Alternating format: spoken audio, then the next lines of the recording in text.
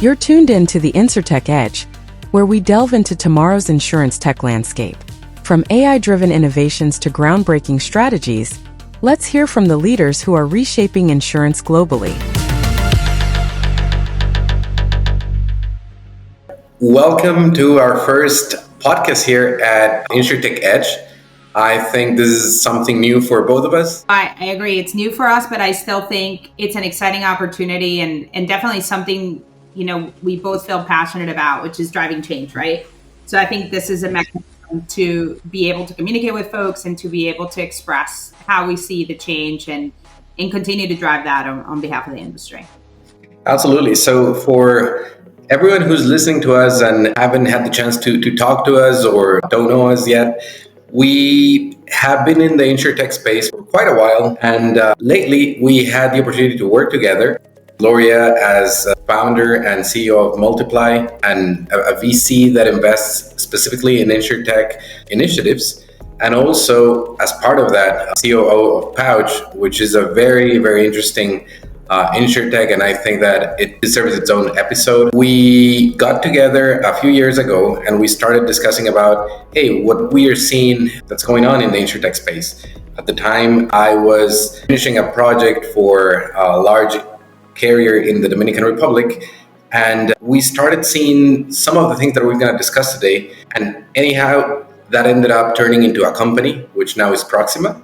So I'm very happy to have this moment here where a few years down the road, we are able to see what has been built. I think what's interesting, it was exactly that, right? That we had a passion that we felt there was a problem to solve. So what would you say was kind of like the thesis when all this started, let's say maybe 5 years ago before you started MLTPLY, but when you just started MLTPLY, how do you think that's different, or how has that changed or evolved to what we are seeing now? Yeah, so I always kind of start by emphasizing that there's been a macro change in the startup world, right? And that macro change is driven by interest rates, but it's also driven by valuations and exits, right? So a cash-rich VC environment raises valuations and the exits were justified. And so when you look at the numbers, 2020, everybody agreed, very fat valuations, very fat cash. It was impossible for that to continue. So that macro trend also reflects into our sector. Insurtech as a sector had very high valuations with very low results. And then we saw a few publics that did not retain their value, right? So I think that is a core thing that happened to the market at large, but then I think it was definitely accentuated in Insurtech. The hypothesis for us when we started MLTPLY was exactly that. The valuations were too rich. It was costing too much money to get to market fit. And companies still did not have market fit. And so I think I see it as three areas of key investment. There was the marketing investment into acquisition funnel and technical deployment. I think that was the number one richest category, right? I tend to be a little bit short about that. I call it the lipstick on the pig. And then I say the backbone, right? And so most of the money went to that. And the argument I would like to state today, as Progressive is now the second largest cap company in the market and Geico is doing just fine, that was not a problem that needed solving. Absolutely. And so I believe that there was some promise that those companies that were not eating their lunch, and I think they proved that they were just doing that. The second category would be probably some claims innovation and some categorical definition around product growth, right? So for example, there were some new product categories that were open, some bonds that were created, some other insurance products. You can even put a little bit of early embedded in there. And that was the second category of investments. And there were some wins and you saw some things happen there. But again, the results did not match the investment targets, right? I think in general. And then the third category, which is a category that you and I were both passionate about, was true product innovation on the insurance side, and then followed by operational excellence with next generation products and service, right? And so that was laggard both on investment and on category because it felt like it was for big corporations to go solve. And so I think that category was interesting to me. So when I started MLTPLY coming off a Pouch, which was a commercial auto innovator, I recognized that was hard, but doable in under 6 months, right? So Pouch went to a full tech stack carrier in 6 months. And we said that was hard, but it was doable. What else can we do that looks like that? What you then set out to do, and that's kind of where I think it's important for people to understand what your vision was at that moment, what you've done since, and how that's materialized for value, right? Because your vision was very clear there, what you wanted to do. And then the execution has followed extremely quickly. You know, that was our mandate. We got to get out there fast because there isn't a lot of cash to burn. We were talking about, hey, what do you think the next step in Insurtech is going to be? I was very insisting on we need better processes. We need to work on whatever is behind the curtains, under the hood, because no one's paying attention to that. But when you're an Insurtech and you start working with an incumbent carrier, you quickly realize that the processes behind are still being handled as they have been handled for the last 50, 60 years. That hasn't changed. Our value proposition was that, actually. It was not our initial idea of like, hey, we're going to change the way how we distribute and make this digital. It was actually having a mindset of being able to operate in a very modern fashion, but that also knows about insurance. So then by doing that, we had to make sure that in order to present a value proposition that's mainly focused on the consumer, on the customer, and on the agent, it's user-centric per se, you need to re-engineer your processes behind. And for that, you needed two things under our approach. You're going to need talent, and you're going to need the right tech. And that gap for me is called processes. So those processes and that mindset is what we set out to build at Proxima. Based on that, when we started thinking about, well, what else we need in Proxima to be able to operate modern insurance? All right, we're going to have people that have that talent. We know that at first there's many operational challenges that you're going to have to throw bodies at the problem, like you may learn how it's being done, and then automate it in a way that's sensible and that it makes sense. The idea is not to turn everything into self-service tools or embed AI on everything just because it's the hype, but it's like, when is it going to cost you less to AI, to process and project manager, etc. And whenever we have the chance to automate something, the key is always how much are you paying right now for that? What's your unit economics on that? And how much is it going to change when it goes to full automation and if it uses AI again? Yeah. And I also think for me, like when a lot of the problems you were solving in Proxima for things that Pouch had to go solve for themselves, right? Because we came before y'all were available. And I do recall that process definition was a critical part of our ability to do that, because our teams were kind of like, hey, we need to do this. And I was like, wait, so what's the end-to-end process? So can you talk a little bit about your current experiences at Proxima and how surprising it is to come into established companies with no process? I think like that's a dirty little secret of insurance as well. When we started showing our services out there to carriers and to traditional companies, MGAs, you name it, in the US. MGA carriers, agents, brokerages. I mean, you work across the spectrum. Yeah, absolutely. Most of them share the same pain points, and they share the same pain points that their peers in LATAM have, which is a lot of paperwork, a lot of cumbersome processes for the agents, time being wasted on documents sitting somewhere or someone needing to revise something, information that needs to get updated, things that are not too complicated but are just part of the daily work that make the entire process clunky. So when we talk to one of our clients and we start analyzing, well, what is your first notice of loss process from beginning to end? You start seeing a lot of opportunities in terms of eliminating processes, improving them, and once you start working with them, because what I love about our model is that at the beginning, we don't pretend to have an answer, because even though there's similarities, every business is unique. Every carrier is different, I agree. And the only way for us to really understand how it works is to operate them. So if I am able to take away from a client one department, to stay with that example, first notice of loss, and I set up a team of people that know about insurance and that are guided by executives that know about insurance, we just start operating that, then it becomes very organic and quite seamless, the improvements that you should make.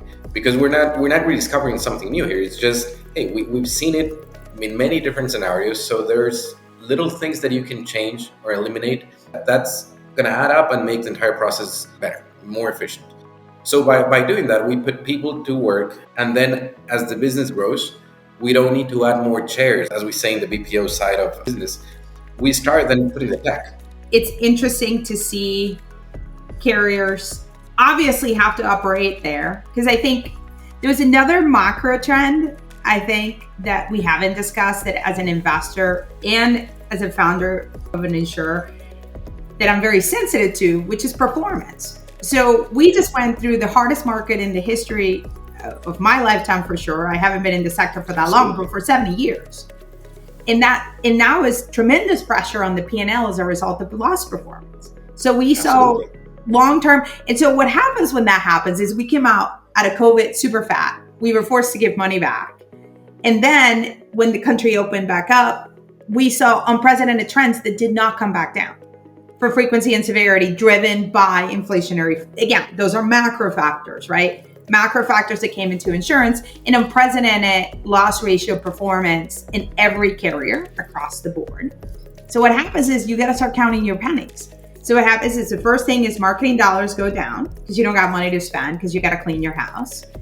Then process and operations become key, right? And so you are the receiving end of that process operation optimization as companies are having to control their underwriting, as companies are having to control their costs. Customers are telling you is the economic pressure of having to reduce costs, right? Operational efficiency and quality. What do you think are going to be the key initiatives for you in the future? Or basically, what are you delivering in the next 6 months, right? Because we're almost half of the year. Yeah, there is a 3-step strategy here. First one is we need capacity of operation. That's what we have right now, like people that know about insurance.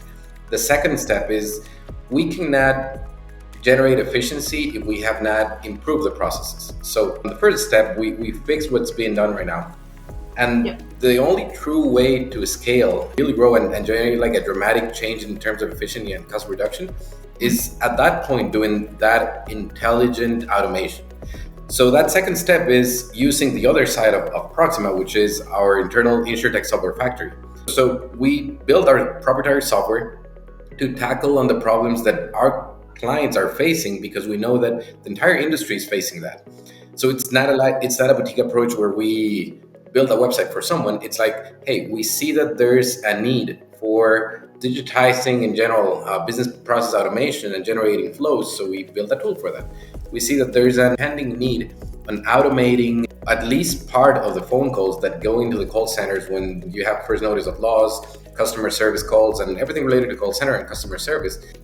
It was like one of the most obvious ones, right? Yeah. So that's the second step. What we've been doing and what we are doing within the next 6 months, it's mature these 2 products and big investments that we've made on Copilot AI. So Copilot is essentially the tool that we're using to automate our call center interactions. And the second one, ProJourney, which essentially helps you digitize the most important or the key flows within an insurance carrier, an MGA, or an agency, which is like agent onboarding, KYC, you name it. Anything that's like a standard business process that would occur within the insurance space. And with that, we get to our third and last step, which was, well, now that we have the tech and we have the people and we have essentially all the infrastructure set, we can get creative and start serving the market opportunities that we are seeing there. So I'm really excited about the project that we have right now going on for providing live insurance and savings opportunities for the LATAM folks. And that's going to be key to prove our hypothesis, which was once we have proper capacity and proper infrastructure that's built to operate with Insurtech, it's going to be very effective for us and fast to start deploying our own initiatives there in the market, not just in the US, but throughout. Looking to modernize your insurance company? Proxima's integrated approach to technology and nearshore support modernizes insurance operations and drives tangible cost savings, efficiency, and better customer experience. Visit us at proximazolves.com for more information.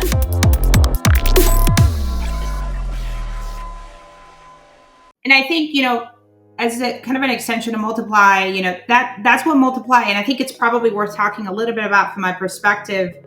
Our hypothesis with your investment was an entrepreneurship, meaning somebody who had done it for a carrier, bring them in and put them in kind of an entrepreneur in residence and give them a company, right? And that was our hypothesis with you, but you had a very clear vision, right? That was off of your learnings of your first successful release of an Insurtech. For us, it's the same thing and multiply as we think about our strategic investment into modernizing non-admitted products, right? So both organizations in parallel leveraging each other, right? I think that's probably, I would say that is part of our secret sauce, is that both organizations would positively and even contentiously, because you and I just had a contentious moment yesterday, you're like, Gloria, but don't bother about this. And I'm like, no. That needs to be independent. In that tension, I think it's relevant and important. I don't know that many people talk about that openly. The tension, to me, releases the best quality option. So in the conversation, you said to me, look, there is just like run the business stuff you shouldn't be worried about. And my tension was, well, there is some other stuff that it's IP that needs to remain here. Because it remains with the value of the company, right? Because I'm the investor and I have to think about acquire or pivoting. And the two, I think, exist in our world today, which I think speaks volumes to our organizations. That both organizations are committed to innovating independently and together as necessary. And I'm really proud of both teams doing that extremely well as an investor. I think that what you're going to do with life products and savings in your strategy and release there and your partnerships, I think that's another good point that you should talk about, actually. That's exactly what's going on right now. We are getting to collaborate with carriers and MGAs, and a lot of opportunities open up there just because by having this infrastructure ready and available right there, we are able to test out at a marginal cost. That's the key. It's at a marginal cost. So we don't need at this point to request or fundraise in order to test out a potential product for Mexico or for the Latino community in the US or for whatever initiative there is. Whatever addition, because I think for this particular initiative, what's been most impressive to watch as an investor is that one offering has multiple go-to-markets. Yeah. And so I think that foundational build it once, use it many, which is very hard to do in insurance, because of the architecture we can do now. So that collaboration is key, because if we have a carrier who has a clear idea of the type of risk appetite they have and they know the market, then we can enable really fast and in a very cost-effective manner the deployment of that initiative and then keep running. I call that the moment where I said, well, those MGAs weren't really needed, were they? Because I think the tension on the other side, right? So as an investor, obviously I'm very notorious for saying what everybody's thinking. If we would have had competent technology partners who understood insurance, then the capacity would have been able to operate as exactly that capacity. But instead, there was this absolute necessity that we had to release the pen to the MGA because if I was going to be a carrier for a minute, I didn't get it. And that's again where I'm like, I don't think so. I mean, I think, for example, for Pouch, there were two critical things that Pouch did do better. One of which was building a technical stack that makes sense for insurance, right? A triple layer stack where the policy admin system had a master layer on top and it had a delivery layer on top of that. And that middle layer is the secret sauce that then allowed Pouch to launch products very quickly, to do data integrations, to do additional automation, to launch our new 9 words to a policy, 9 words to a quote, to a final quote with intelligent automation. And so that wasn't there before. There weren't a technology provider that could give us that. And so I think those were lesson learned, by the way, out of the Insurtech carnage. Came out a lot of good tech that a lot of really smart people who didn't come from insurance did give us. They did teach us how to do things different. There's no best way to learning it by doing it. So, and kind of here to close a little bit, if you had to pick, what are you most excited about and what are you most worried about for the next 2 years? And worry can be problems that you need to solve. I don't think it's a negative thing. But what are those do for you? I'm really excited about deploying platform or the infrastructure that we have, more than deploying, to making the most use out of it. I think that the last few years have been years of enormous work just to make sure that we have the platform there. And whenever we talk, I usually get back to this idea that I love about how Amazon's vision or Bezos' vision has always been, in my perspective, I need infrastructure for something, I build it, and then I just turn this operations cost into a profit center. And that's how you have AWS, and that's how you have many of the good things there. The idea is that we do have a very boutique and sophisticated BPO model that serves really well to any agency, MGA, or carrier that wants to outsource and nearshore their processes. So that's one part that I'm proud of that we were able to build. And adding to that tech layer that I mentioned. So once we build that, I think that right now, foreseeable future, I'm really excited about is to, hey, now that we have that installed, what all things we're going to do. I'm super excited about the live insurance product that we're talking about, because that's going to be the first real initiative that's going to be built in-house completely from scratch. And the other thing is, in terms of challenges, I think that's also the main challenge that I see. Like, the fear is, what if this becomes like super important? We don't want to lose focus on everything good that has been built here. Plenty of bench talent. My job is to worry that we have bench talent, right? And those are conversations you and I have had, which is unusual as an investor, but it is a big part of what we do, because we are constantly iterating in what our ideas have become companies to us. Yeah, and to that, I'd like to ask you, because it's really interesting how then, as we were talking about the evolution of investment in the sector. So MLTPLY starts with an investment per se, but then you end up rolling up the sleeves, and it's like MLTPLY who goes and says like, hey, the vision of this pouch has to work. I know how to do it. You know what? I'm actually going to do it. And you and your co-founder, Steve, then ended up building. Pouch is like a good and a bad example, right? Because Pouch is my first baby as a co-founder. And so, of course, there is an inevitable sort of situation there, right? But I think in the other initiatives, we wanted talent to come and drive that. But as you and I know, the grind of building things, people misunderstand it. You either have it in you as a founder to do the grind 6 to 6, Monday to Sunday, and you have to find joy in it. And I think building, which you and I find exciting, can be exhausting. And so just to give you a sense, the business Fastlane was born out of the necessity for Pouch to go distribute its non-admitted product, and it needed a broker. And so we established a brokerage and then said, oh, but there's a whole bunch of modernization here that can happen because all of that is happening on paper. So we went out to solve that problem, and then we solved it, and we're like, oh, but we could do this. And so I think what's driving that, to your question, is I'm a product person that's interested in solving the problem. And they are turning into companies because when you couple these things together, to your point, the Lego, they become valuable. I think behind all of this, like the backdrop of all of this, is how cost effective we are, right? And so people would be like, oh, these will be product lines maybe, or these would be small initiatives. To us, they become companies because we can stand them up, and then we put leadership behind them, and then we say, let's go.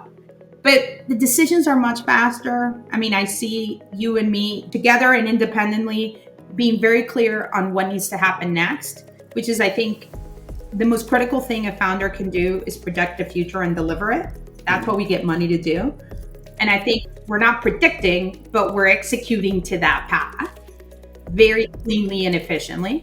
Our bets are predicting. Like, we bet this is going to happen. And so I'm anxious about that. But the first time I did it with Pouch, Pouch is coming up on its third birthday. So 3.5 years, started January 4th, delivered on May 11th, aspired to deliver on April 18th. We missed by just under a month. When I think about that and I go back, that was really lonely. And when I think about where we are today, they don't feel lonely.